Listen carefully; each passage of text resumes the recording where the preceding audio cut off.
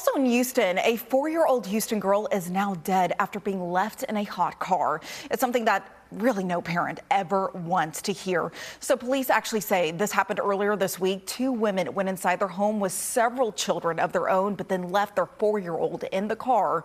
Police say when the woman realized the child was missing, they came back outside and found the young girl. Houston police and the fire department were called to the scene. She was taken to an area hospital where she later died. Always take precautions, try to remember where your kids are. I know some people take some precautions like leaving their phone or purse or keys to the house or something in the back seat with the children so they don't forget to check on the children before they get out of the car. And as of this morning, it's really unclear if the women will face any charges. But this incident is actually just one of the latest hot car scenarios in the state of Texas in the last week. A San Antonio mother is now facing criminal charges after leaving her children in a hot car last week as well. A video went viral of bystanders saving them. Investigators say a 4-year-old, 2-year-old, and a little baby were all in the car alone for nearly an hour. Thankfully, though, they are safe. Also in Texas, 155 children have died in hot cars since 1990. CBS News national consumer correspondent Ashira Qureshi shows us what's really being done to create better technology to help prevent these kind of tragic deaths. I think he would be a troublemaker for sure, making a mess of the house. I always wonder what kind of student he would be in school. He would be going to kindergarten. On a June morning 3 years ago, as the temperature climbed in Louisiana, Thomas Sestia sat in a car seat in the back of his dad's truck. Tyler Sestia didn't realize he had forgotten his son parked outside his office for 6 hours.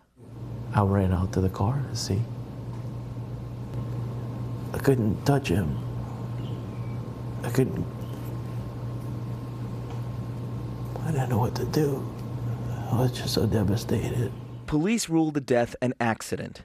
Tyler takes full responsibility. He explains he was experiencing brain fog after being hospitalized with COVID months earlier. And that day he was distracted by an audit at work. Mom Pamela says the family's usual morning routine had changed. I think before this experience, I was a little judgmental on that and thinking that how do people leave their kids in the car and forget their children? And how has that perspective changed? That it can happen to anybody. To address that, a 2021 law requires automakers install audio and visual rear seat reminder alerts in all new 2025 passenger vehicles. Most have already done this voluntarily. Your truck in this case had a rear seat reminder.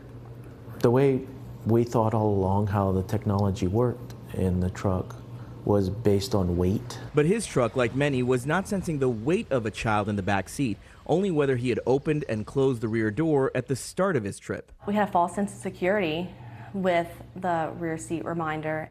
6 children, including Thomas, have died in cars equipped with those rear seat reminders, now required by law. Does the law go far enough? We've been working with the National Highway Traffic Safety Administration, and they know that that's not really an adequate solution. We got a demo of more advanced solutions like radar systems that can even sense the breathing of a baby. If the sensor detects movement within the vehicle, you're going to have the horn go off, and you're also going to get an alert on your smart app. What kind of a difference would that have made for you? If we'd have had the technology in our vehicle that day, Thomas would still be here. How much would that detection system cost you? According to government documents we found, as little as $20, less than a set of floor mats. I'm Usher Qureshi, CBS News.